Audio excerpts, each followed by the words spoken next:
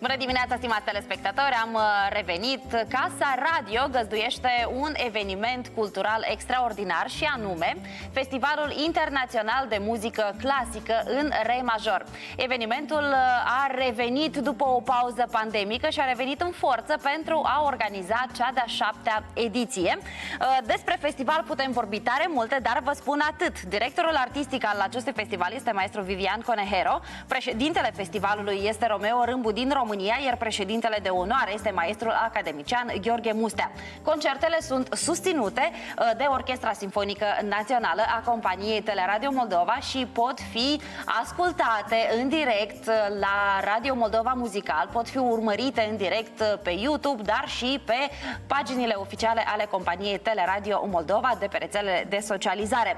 În această dimineață avem o deosebită plăcere să discutăm cu oaspeții de onoare a acestei ediții, așa că îi salutăm cu mare drag pe compozitorul Davis Brown din Statele Unite ale Americii. Good morning, welcome! Thank you, it's a pleasure to be here. Alături de noi este și Enrico Sartori din Italia. Good morning! Good morning to you. Gentlemen, thank you so much for accepting our invitation. It's a great honor. So, they say music is the only universal language for mankind. How is it to create it, to spread it? Enrico, tell me. Well, you know, I'm here in a foreign country. I don't speak the language, and yet I'm able to communicate with the orchestra with no problem, and we are making great music together. And so we are communicating with sounds, with notes. That's a universal language. You go anywhere in the world, you go to China, you go to Italy, you go to America, the notes are the notes. Okay. The way you read music is the same. So we are able to communicate with sounds, with gestures, and I'm having a great time working with the orchestra. Enrico vine din străinătate, nu cunoaște limba noastră, dar grație muzicii poate să comunice fără probleme cu oamenii din orchestră, cu oamenii, pentru că muzica de fapt asta și reprezintă. Ai niște sunete la dispoziție și nu mai ai nevoie de cuvinte pentru a putea socializa, dar el recunoaște că se simte bine. Davis, what about you? You are creating this language. Yes, and Enrico has said it probably better than I could have, but he is absolutely right that Western music has a universal language to it, and to be able to be a producer of that music rather than simply a consumer of it is a rare honor. To be able to do that.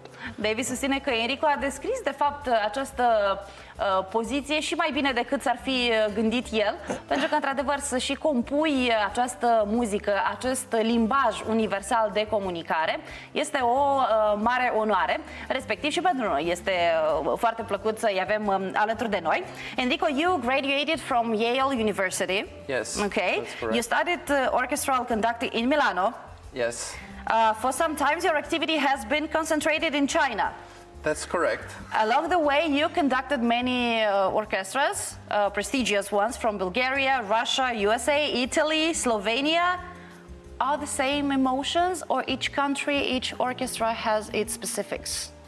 Well, each trip has its own emotion, and of course it's different because you work with different ensemble, so they respond differently. We are all human beings, Yeah. so we respond differently, but the overall result is always great because, as we said before, it's a universal language, and so maybe the way you communicate your thought are different, but then the result then is almost the same everywhere. You get ovations everywhere you go. And that's probably the most important thing. Deci, ca să fie clar și pentru dumneavoastră, Enrico este absolvent a Universității Yale, a studiat dirijoratul în Milano, dar de ceva timp, de mai mulți ani, este cu toate activitățile stabilit în China. Pe parcursul vieții, însă, a reușit să fie participant în magia orchestrală orchestrală a mai multor orchestre din Bulgaria,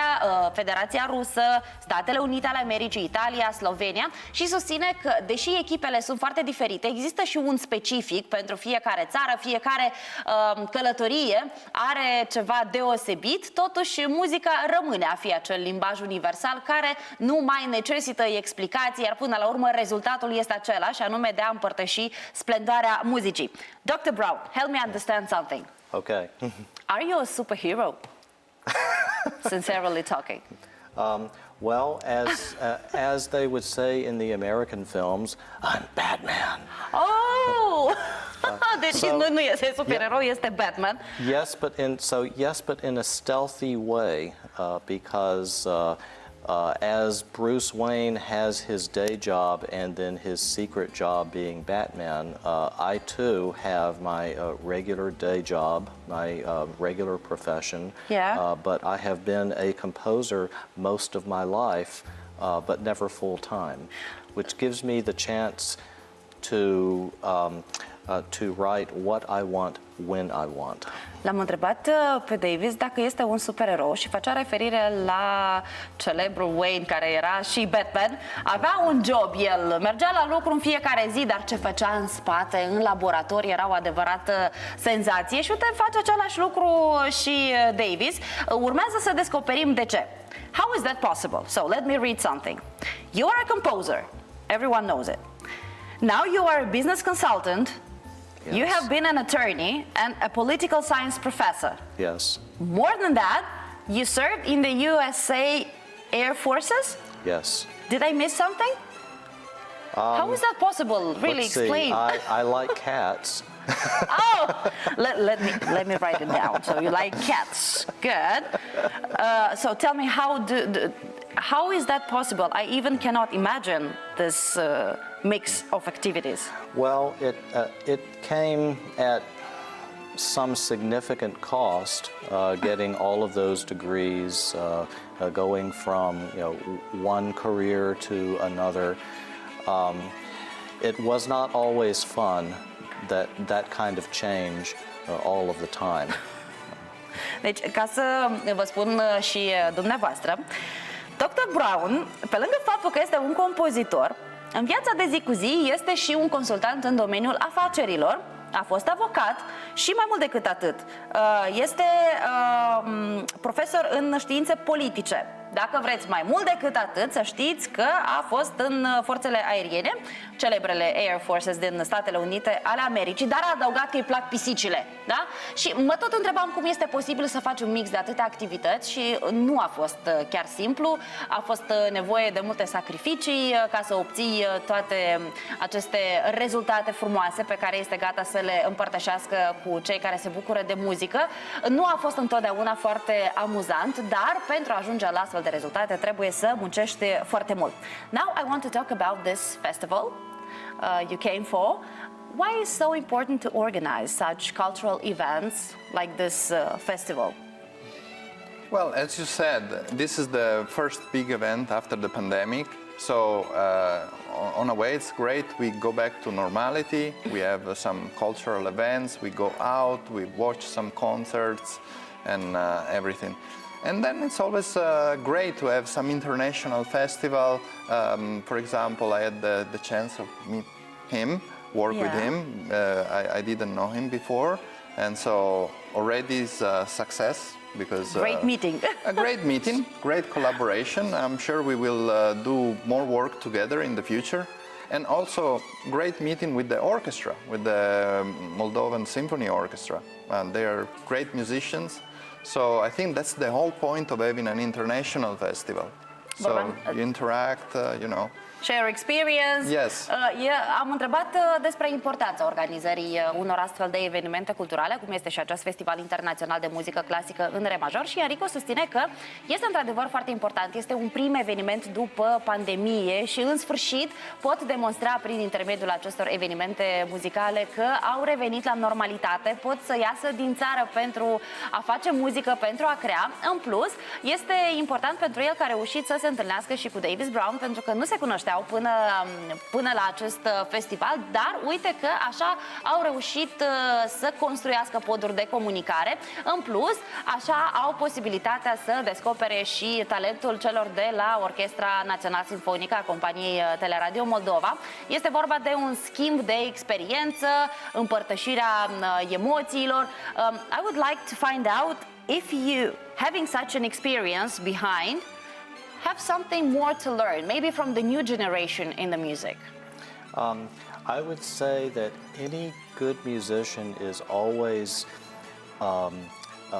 eager to learn more skills, get more ideas, and also to Enrico's point, music is one of the great unifiers from country to country, and the more international music festivals there are, the more different countries learn musical ideas from each other, and those musical ideas can translate into ideas in many other sectors.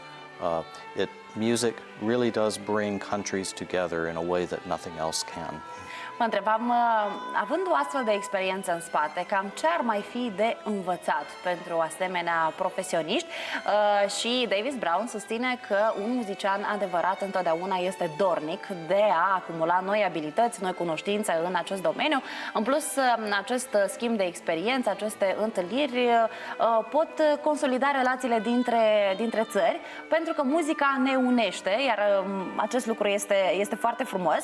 Are you for the first time in Moldova? I asked you before getting online or getting live, but tell to everyone. So it's your first visit to our country. How did you find it? It is the first visit to your country. And you like it? I like it. I wish I had more free time to visit and also trying the famous winery. But so far I was just able to see the main street and try some local food, which is very delicious. Yeah, we know. So it's a great stay. I like, and people are very, very kind. Este foarte plăcut prima vizită a lui Enrico aici în Republica Moldova. Nu a mai avut posibilitatea să vină la noi în țară, dar din păcate nu are prea mult timp ca să stea. El a reușit însă să facă o plimbare pe Bulevardul Ștefan cel Mare, să vadă și instituțiile culturale, să vadă și edificiile autorităților centrale de aici, de la noi, și să guste un pic din mâncarea noastră tradițională. Îi pare rău totuși că nu a reușit să guste din vinurile noastre, dar eu cred că reușește data viitoare. Și îi plac foarte mult oamenii de aici, susține că sunt foarte amabili, sunt foarte călduroși, dar lucrurile astea probabil le cunoaștem. And for you, it's also the first time, but you didn't walk on the main street. You didn't have the opportunity. I walked on the main street a little bit with Enrico. Great, at least. He was showing me around since he came here before I did. Yes, it is my first visit to Moldova. I have found the country to be very hospitable, so I think it will not be my last visit. Și David susține că nu este pentru ultima dată când vine Republica Moldova și a reușit să vadă câte ceva de pe Bulevardul Ștefan cel Mare, dar sunt foarte prinși în repetițiile pentru acest concert. Totuși, îi plac oamenii. Suntem ospitalieri și asta încercăm, apropo, să dezvoltăm în Republica Moldova. The concert is tomorrow. Yes. 6 o'clock. 6 o'clock. Do you have emotions, actually? Really? Oh, it's not the first time, it's not the first concert. How it is for a musician? Every concert is something special? For a composer, having a work performed for the first time, there is always some apprehension about it. Of course, I will be a little bit nervous before the concert, but it is something that a composer and any musician is used to. We are used to that. Sunt obișnuiți compozitorii să fie cumva emoționați, este un sentiment absolut normal. Așa că da, va avea un pic de emoții, dar astea sunt foarte constructive. Concertul va avea loc mâine, începând cu ora 6, așa că vă reamintesc, puteți să participați la această magie dacă ascultați Radio Moldova Muzical și dacă urmăriți YouTube-ul, dacă urmăriți paginile oficiale ale companiei Teleradio Moldova pe rețelele de socializare. Thank you so much for your presence. Good luck for tomorrow and see you next time in Moldova. Mulțumesc! Mulțumesc! Lovely!